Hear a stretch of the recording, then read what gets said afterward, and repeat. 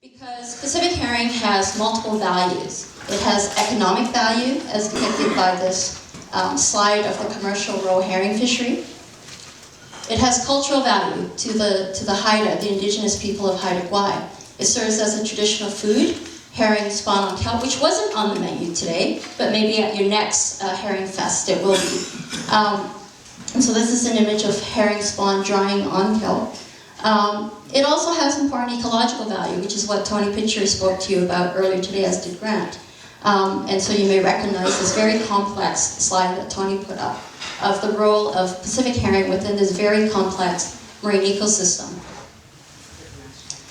And then finally, as a result of those diverse values of herring, we see, and again we saw this earlier this morning, is the trend of the herring spawning biomass in Haida Gwaii, which shows, and we can actually extend this further back in time, but this is a graph from DFO, the Department of Fisheries and Oceans Canada. And so they tend to focus more on the present and the recent past, whereas the Haida tend to focus on the millennial past. So there's a bit of a difference there. But anyway, according to this slide, what you see, let's go back, fast forward into the future, or into the more recent past, and you see from the slide that the herring stocks had collapsed as a result of the reduction fishery that was allowed in Canada then. It is no longer, right? So when herring used to be fished commercially, it was largely to reduce it to fish meal and fish oil, which was then used for fertilizer and aquaculture feed and other animal feed. But that was banned by the federal government. But as a result of that large industrial fishery, then the herring collapsed. And then as a result of the closure, which Tony talked about, the stock started to rebuild. And then at the same time, roughly, the Hokkaido herring stocks also collapsed in Japan, which created a demand for the roe, the eggs of the herring. Consequently, when the fishery was reopened, then there was quite a lucrative commercial fishery for the roe. And so then that's the trend that you see up here. And then again, consequently, of that lucrative roe herring fishery, then again the stocks collapsed, right? And then in Haida Gwaii, and this is specific to Haida Gwaii, there was a closure of the fishery in 2003 for the roe herring fishery. And then in 2005, the spawn on kelp fishery was also closed, the commercial spawn on kelp fishery. So this is the graph of the spawning biomasses, and underneath, this is the catches. And so you can see the closure in the fishery here, and as a result of the closure, then the herring spawning biomass, the stock has started to rebuild. But certainly not to historical abundances. And so then that's a big question, is how long should we leave the fishery closed to give the herring a chance to rebuild? So the Pacific herring fishery conflict, which is obviously not just in Haida Gwaii, but here as well. But I'll focus on the work that I've been doing with the First Nations in northern British Columbia and the Central Coast. And so this is an image of some health-safe members that, in protest to the decision of the Minister of Fisheries to reopen the fishery in their traditional waters in 2015, they staged a sit-in protest in the regional DFO manager's office. Wasn't that Denman? No. Where was it? Bella, right. Okay, and then, so then as a result of that sit-in protest, the regional minister called Ottawa, and then they decided to keep the fishery closed rather than reopening it. Now the Haida, whom we've been working with closely, did something different. Rather than a civil disobedience protest, they actually filed a court injunction that they took all the way up to the Supreme Court of Canada in protest to the minister's decision to reopen the fishery. And they won, which was actually quite a victory because there's a very small percentage of injunctions that are successful. And so this is the president, Peter Lanton, speaking after that court win. So our research is focusing on this conflict between British Columbia First Nations communities, the Department of Fisheries and Oceans Canada, who's responsible for managing the fishery, and the fishing industry over the management of Pacific herring. And what we are trying to bring to focus is the importance of community values and ecosystem-based science that DFO should be using, we think, in their management of Pacific herring. So Tony spoke this morning about the ecosystem-based science and the ecological modeling that he and his group have been doing.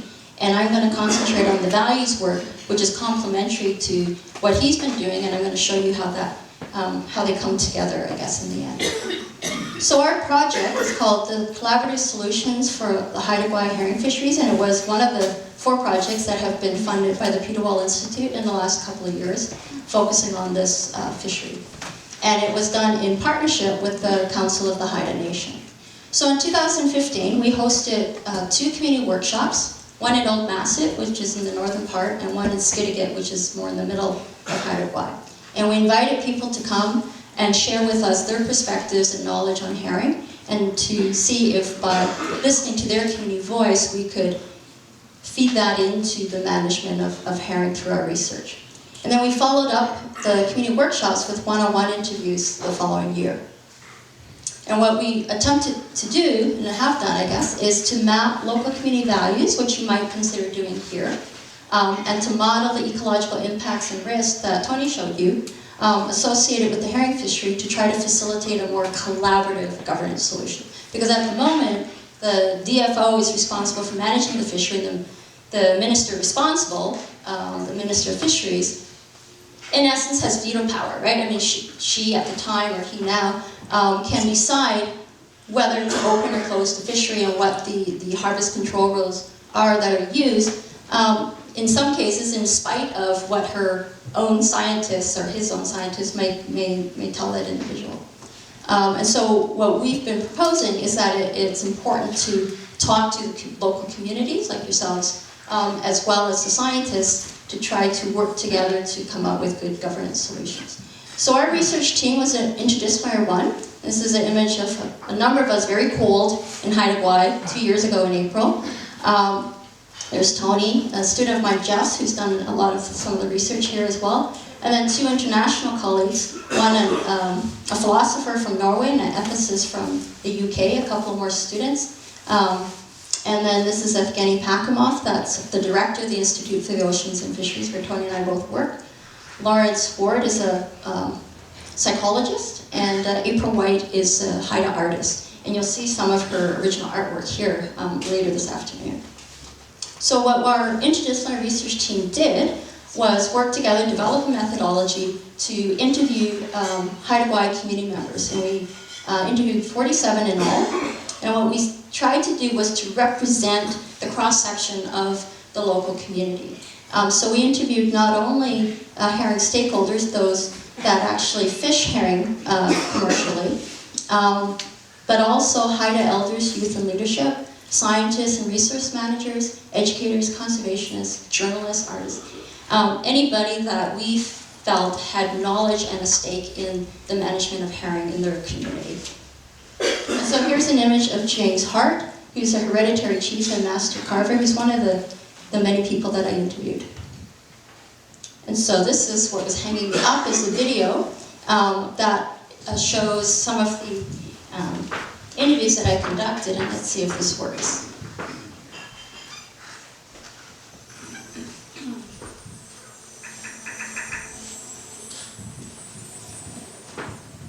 The herring is the most important fish for all the islands, all the area.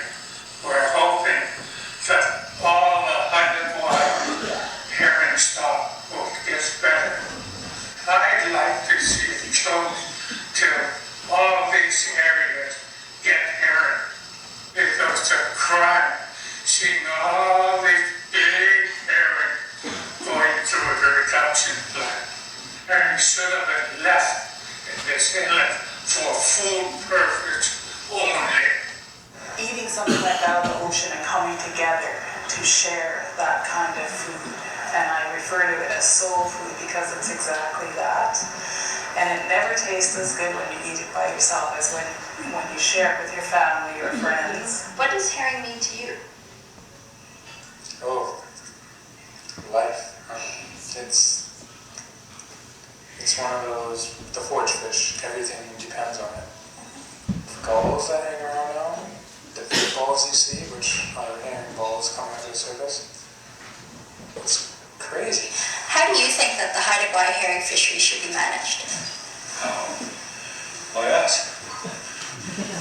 Connect with DFO, all those guys, parks, which Haida people should be looking after it. I believe in us rather than DFO. Those guys aren't here for the area, they're just here to make political moves in a sense. It's like, I don't trust them. Never did, because whenever they get a hold of it, it just goes down. I have absolutely no faith at all in DFO's models, because every model they've used to manage any fishery on this coast has failed. They wouldn't listen to their own scientists, but the worst part is they don't listen to the gumboot fishermen, the people that are out on the grounds, day in, day out, that see it. The only way they're going to change is by listening to the will of the people. There are problems with current fisheries management, and I think even well-meaning policies are not being implemented in an effective and responsible way. There's not a clear community voice in the decision-making process that's dominated by stakeholder interests. What we haven't really got is an articulation of what social and cultural values and what they are in relation to herring management, and that's what I'm hoping this work will achieve. Were you able to hear that okay? So, that's a video that we've produced based on the research, and let me tell you a little bit more about the actual research that we did. So this is artwork that April produced, or actually it was from her art inventory. We asked her to help illustrate some value cards. From these value cards, when they ranked ordered them, the values that were most important were respect and responsibility. And then came interconnectedness, balance, well-being, and seeking wise counsel. The values that came the lowest were things like authority and sanctity, I believe. And so we've gone on and used a set of value cards, and with diverse sets of groups, including academics, students in Chile, we find that roughly the same hierarchy of values of respect and responsibility being the most important seems to come up on top most of the time. Well, actually, in all those cases that we've interviewed people. And so that's what we're taking away as one of our main findings. And then, from these values, how can that inform herring fishery management? So what we did after that was we asked people to consider 4 different herring fishery management scenarios that basically focused on one of those 3 values that I showed you at the beginning. So the first, a whale at a time, is where it focuses on the ecological value of herring. And so in that case, there's no commercial herring fisheries allowed. The fish that get away focuses on the cultural value of herring in Haida Gwaii, where there's only a commercial spawn on kelp fishery, the traditional food of the Haida.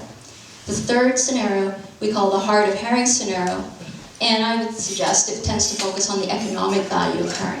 And that represents DFO's current herring management regime, hence the title of the talk.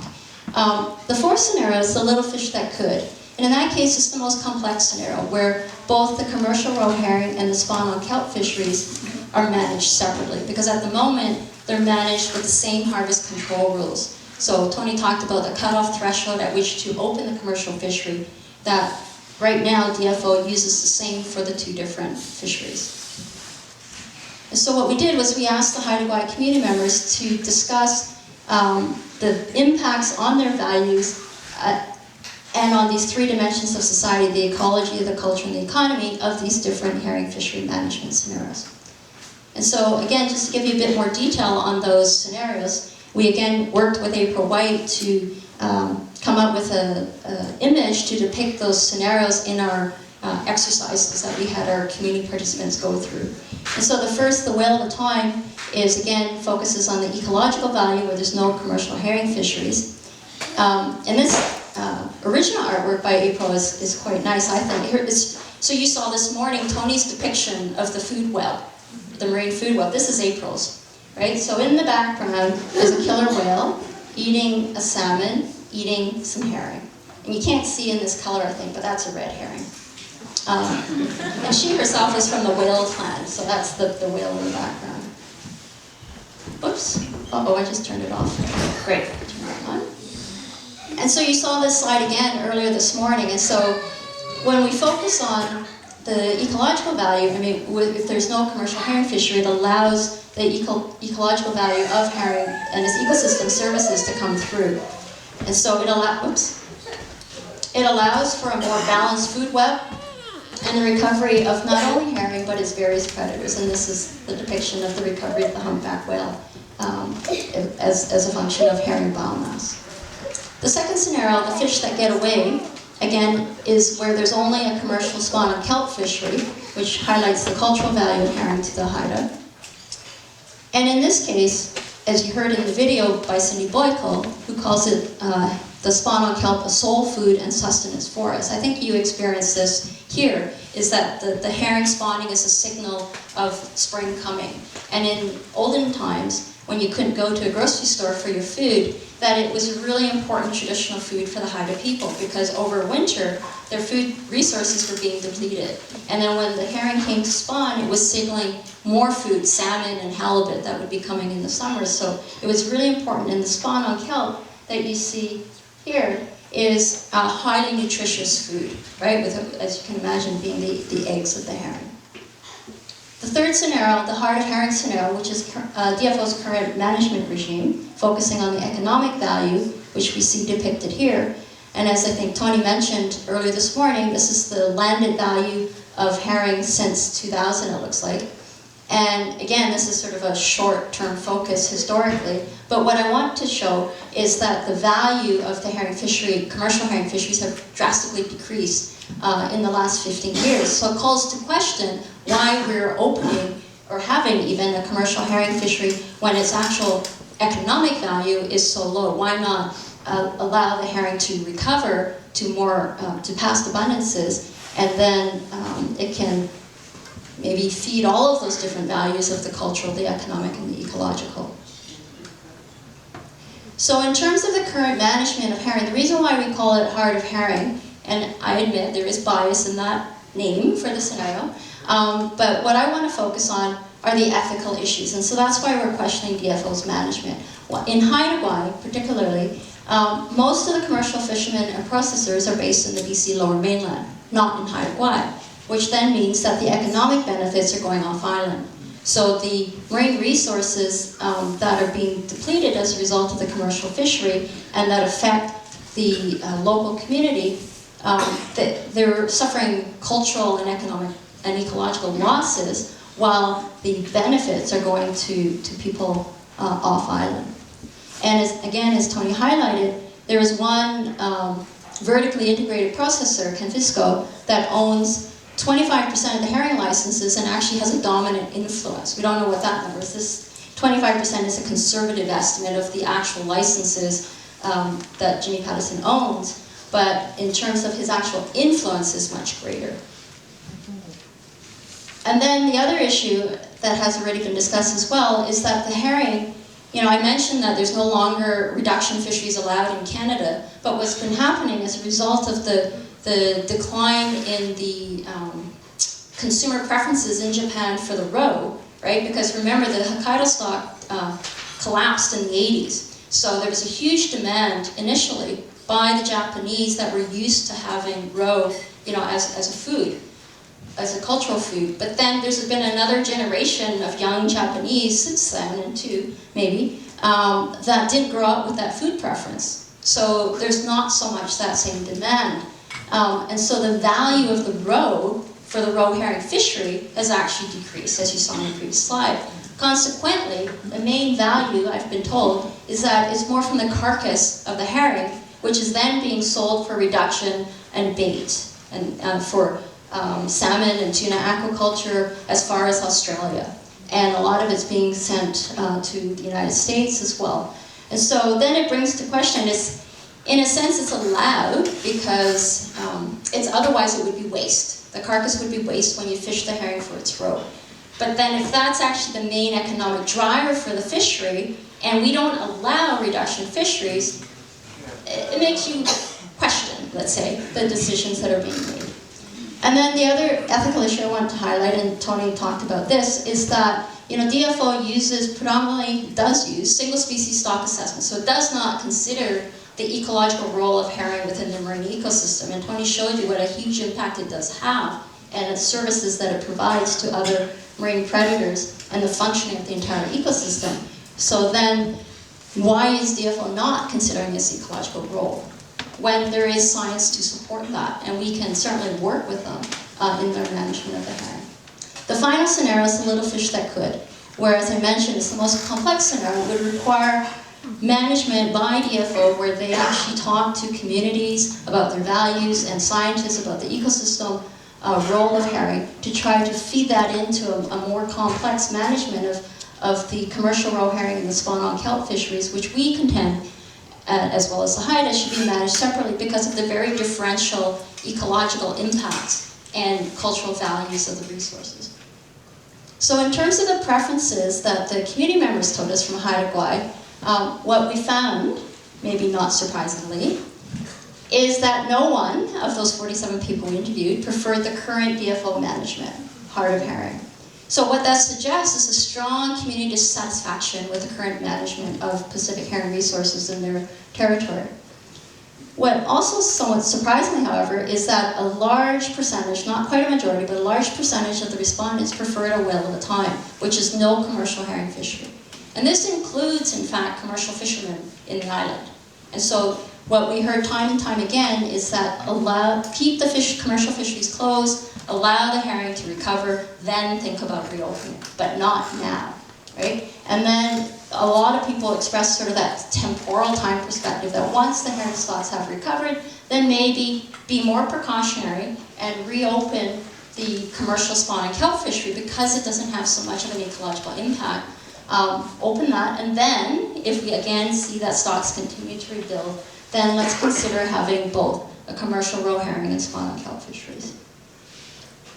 And so remember I started talking about values. Well, the next and then scenario. So what we wanted to do is to show somehow a relationship between community members' values and their scenario preferences. And so this is why we worked with April White to illustrate these different scenarios and values. What we asked people to do, and I don't know if you can see this well, but these are the 4 images of the 4 scenarios that I showed you earlier. And then we asked people